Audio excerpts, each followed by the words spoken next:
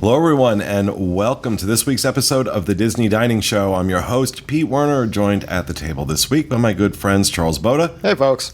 And Mr. Steve Porter. Hello. Back in the production nook. I don't think you're on camera.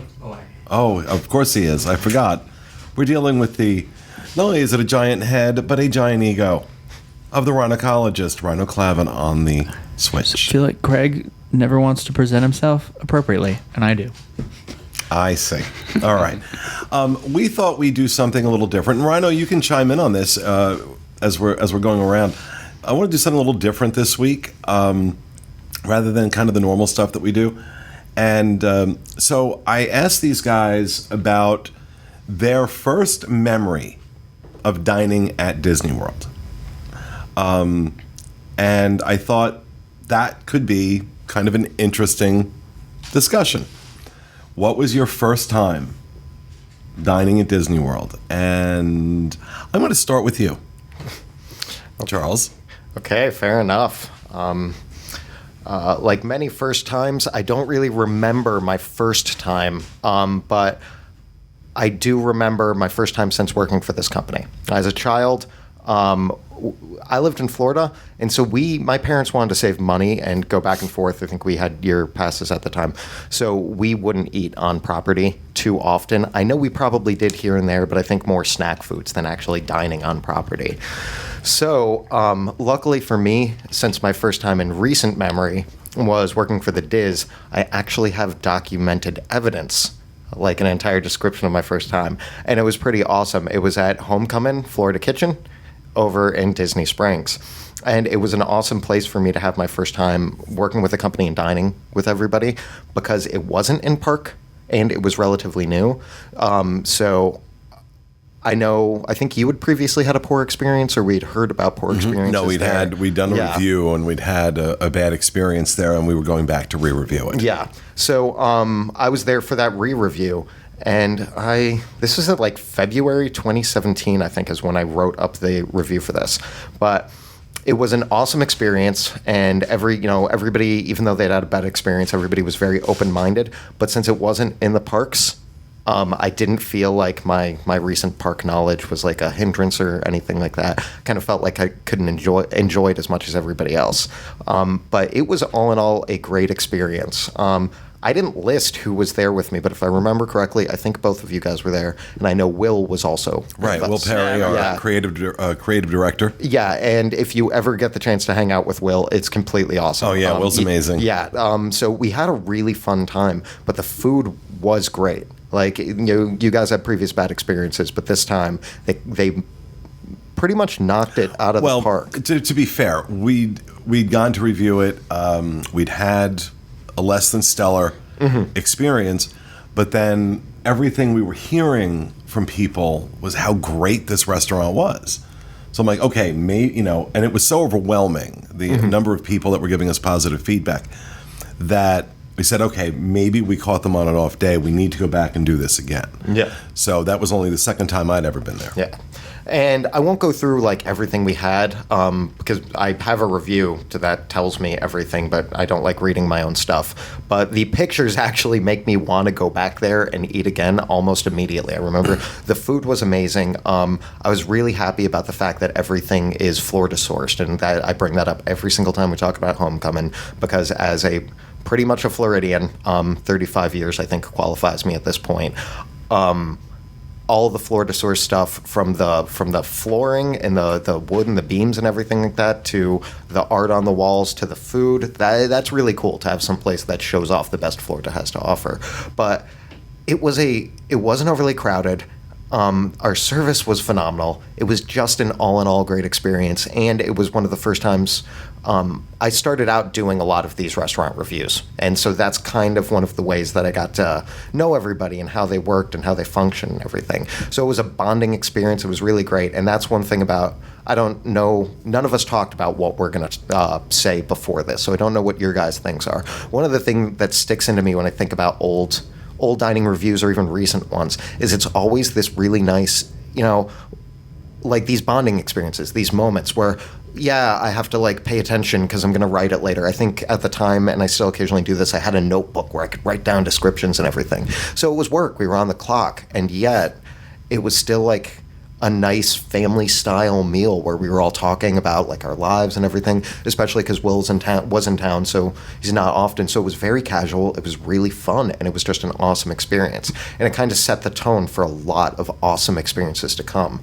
Since then, I think probably eaten on property once a week for the past year and a half or so, and almost every single time it's been this like, yeah, we're working, yeah, we're clocking in, but we still have these great experiences. And that, I think that's one of the things that comes through in the Disney dining attitude is your food may be great, it may be terrible, but you do make memories while you're doing that regardless of the quality. It is a good gauge when we're eating somewhere, is if it slowly doesn't feel like work anymore. That's a pretty good gauge for how good the food is. Yeah. So I'm right there with you. Like, Well, I think no matter, whenever we do especially when we're doing the dining reviews, the way we do, because we all know each other so well and we're all very close that, no matter where we are, I think we're going to have that. Yeah, that's true. That dynamic. Yeah.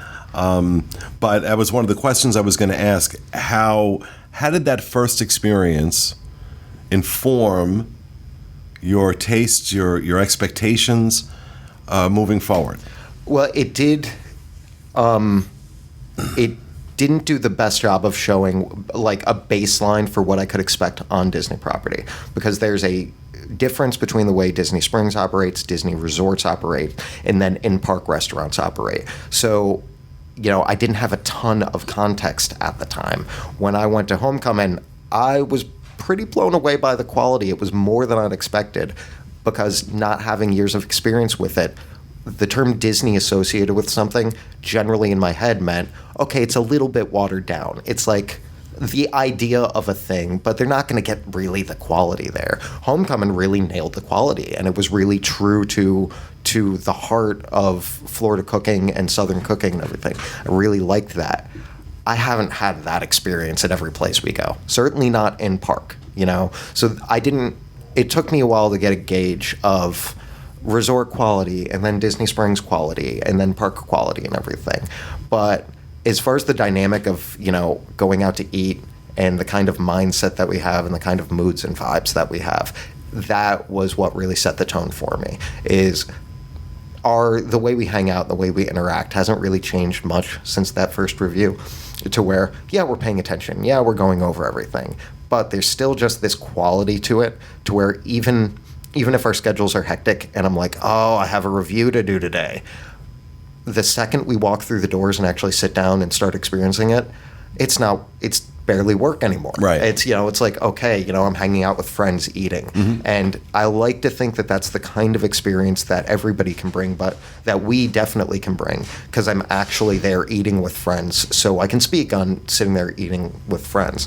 Most of my memories of Homecoming, well, I'd say they're half and half. Part of it's the great food, but part of it is also that set the tone for the kind of atmosphere of like, when you're in Disney, food might be great, food might not be great, but it's always a memory. You can always enjoy yourself. You always have that moment to look back on. So that's what I loved about my first time.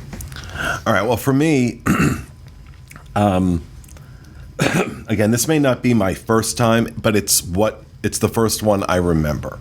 It's the one that stuck in my head, because I'd come the year before, I'll say 91, on a business trip. I had one day, and I'm sure I must have eaten someplace. I just don't remember it. The next year I came back with a friend of mine, and it was a vacation. We were staying at the Swan Dolphin.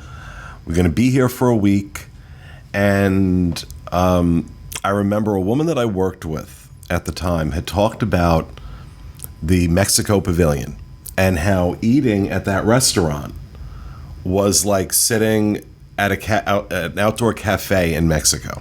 And I'm like, that just blew my mind, because when I'd never been over there. I made it around Future World, my first trip. I never got back into World Showcase, so I had no idea what was in World Showcase. And she's talking about it like that, and again, it was kind of that amazement. And so I decided, because again, I'm in my what am I, 26, 27.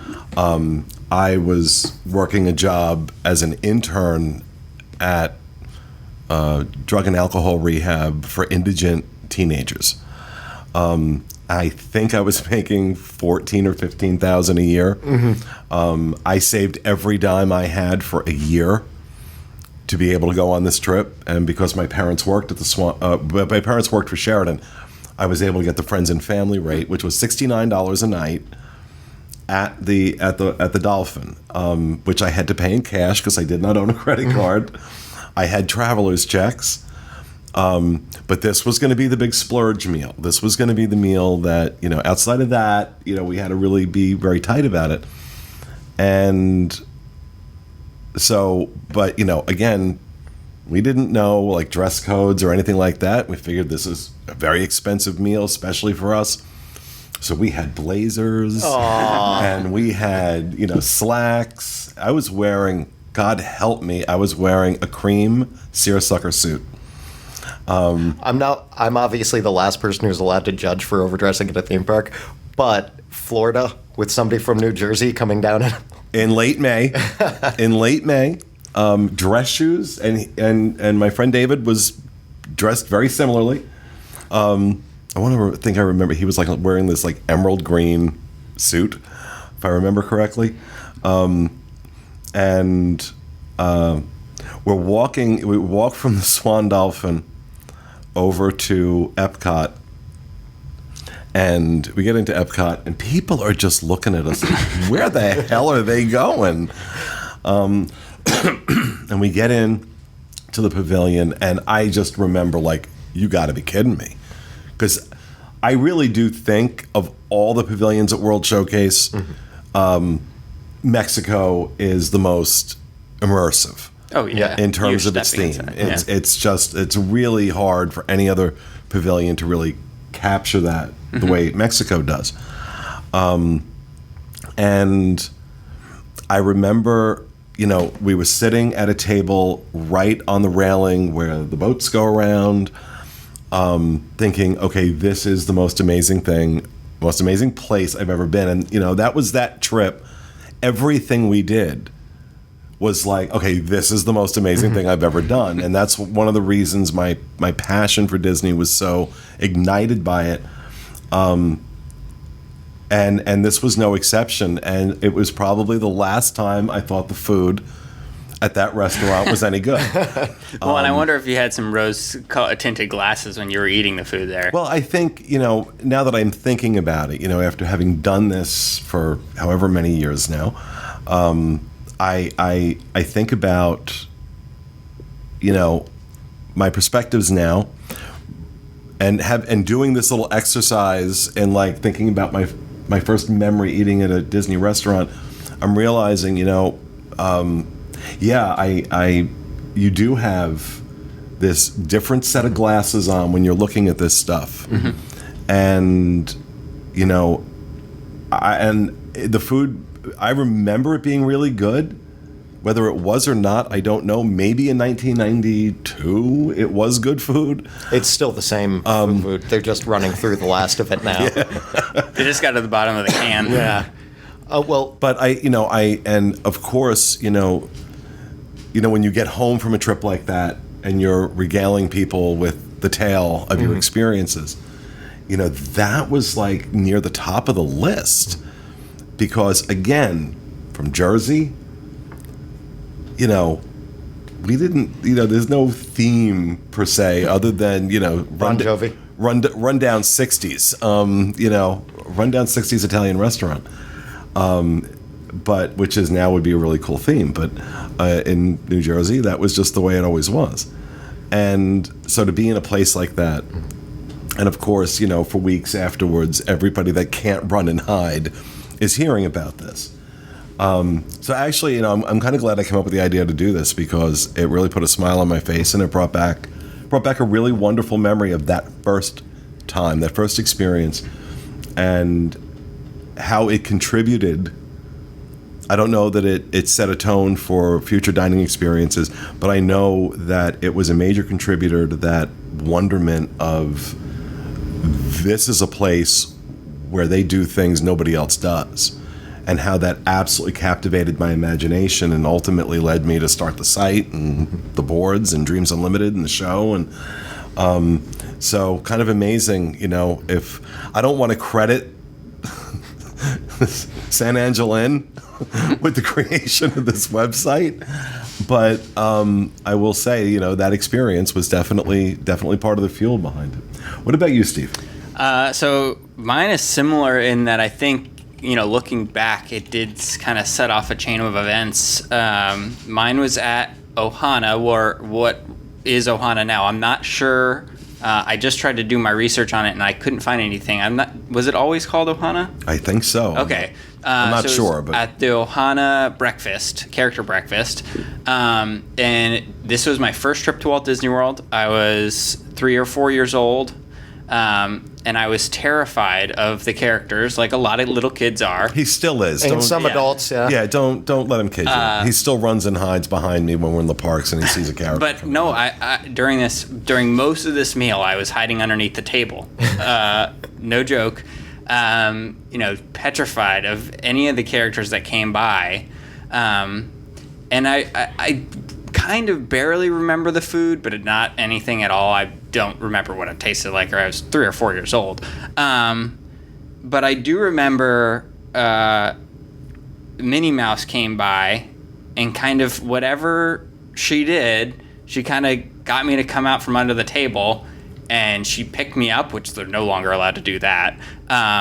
And I think in that moment, I probably was still terrified, but I think it was my first moment of kind of really understanding what was around me and what this was all about. And it was an experience that I think, like you're saying, kind of set off a chain of events in that I started to really love Disney for what it was after I wasn't so scared of these giant heads. But I'm so thankful for that cast member for whatever she did, or he, to get me out of the table, because if it weren't for that experience, that entire vacation could have been me being terrified of the characters the entire vacation, and that could have set off a chain of events that I didn't love Disney the way I do now. Mm-hmm. So, and that picture of you being held by Minnie Mouse is priceless. Well, I still think in the picture you can see the panic and fear in my face, but so yeah, I think it's weird that we both have this thing, and I mean, even to your was a reigniting of your Disney passion, and ours was kind of the start of our Disney passion. And it's funny that all three are related to dining in a weird way. And what's funny is I remember that trip, walking past what is now the boardwalk, but was not built yet. That the boardwalk hadn't been built yet. Mm-hmm. The construction walls were up. They were working on it, and they had the whole thing there, Disney's Boardwalk. And I'm like realizing, like, yeah, wow, the boardwalk hadn't been built yet when I had that. And I distinctly remember walking back from that dinner, that way, going around past those construction walls and those signs, and wondering, like, what is that going to be like? Mm-hmm. Am I ever going to come back here again to see that? So I also just want to expand. I while I enjoy character dining, I think personally, just in adulthood, I enjoy just having a meal, not character dining, just as my preference. But I can see, like, just in remembering that vacation that I had, how important it was for me that I love character dining, even if it's not something I want to do every day, just from having that memory. But I don't know. Rhino? I don't know. I mean, we came a lot when I was a kid, but food wasn't really we didn't have a lot of money, so we always packed. Went to the grocery store and like packed meals and bags and stuff like that, like sandwiches and stuff. So, because my mom at that time, Disney was pretty notorious for the quick service being pretty terrible and also like expensive. So she was always very adamant. No, we don't eat when we go to Disney. Well, what's the first memory you have? Not necessarily the first time, but the first memory that stands out to you of your first time eating at a Disney restaurant. Well, when I was a cast member, they used to give us holiday booklets every year, and I remember kind of that first year getting this holiday booklet, and it used to be you would get like half off a quick service and half off of a sit down, and I remember like going with some people from work to Ohana and not really knowing like what it was, not really even knowing anything about the Polynesian very much, like being like, oh yeah, this resort that's on the monorail that I've passed through but never spent time in, and I do remember like eating so much that I thought I was gonna throw up at the end of that meal because I just remember being like, this is so good, but I'm also so poor. But like that coupon made it like affordable, and I was like, oh, this is like I am on a high right now. And then I also remember not long after that going to Hoop-Dee-Doo for the first time, and that was my friend Matt, who had been a cast member for a long time, and then my friend Maddie from England, and his like parents had like given us a gift certificate to go, and I was like, I don't know what this is, I don't know where this is, and they're like, oh, it's been here since it's open. And I'm like, what? And I remember going, I just remember like having such like, I've said this before about Hoop-Dee-Doo, that just thinking on the surface, I was like, this sounds stupid, and I don't like dining shows. And then it's like my favorite thing ever. Like, I really remember them like throwing the, spinning, whipping the napkins around and like getting the washboard and drumming on that. And just like those two places specifically, I have more than like specific memories. I just have this like feeling when I think about them. And it's like this feeling of like, family and friends and just like laughter. So even if sometimes they've had hit or misses, I still like have that, like if somebody were to come down and say like, oh, take me to that one special place, it would be like, well, here or here. Those are my options, because those are the ones that I have. Those like, they're not like vivid memories, but they're emotional memories, I don't know. Those are the best ones. Yeah. Those are the best ones. So, yeah, all right. I enjoyed that discussion. Yeah, that was fun. I kind of wonder how many of us would have thought about those memories without this show. It's kind of weird to think about. Like every single one of us, and obviously anybody watching the show can think about their first time. And well, actually, I was going to throw that out there, that we'd love to hear about your earliest memory eating at a Disney restaurant. Send that in to podcast@disunplugged.com. And we may do something fun with that. So, we sit down and brainstorm, ideas for shows, and then come up with this one. And I wasn't sure how it was going to go, but yeah, I hadn't spent that much time thinking about that particular memory recently, and it definitely put a smile on my face. So we hope you enjoyed it as well. We realized it was a little different than what we normally do, but every so often, it's not bad to do. And that will do it for this episode of the Disney Dining Show. We hope you enjoyed it, and we'll be back with you again next week. We'll be back with you again. Is that what I just said? Again. We'll be back with you again next week. Have a great week, everybody.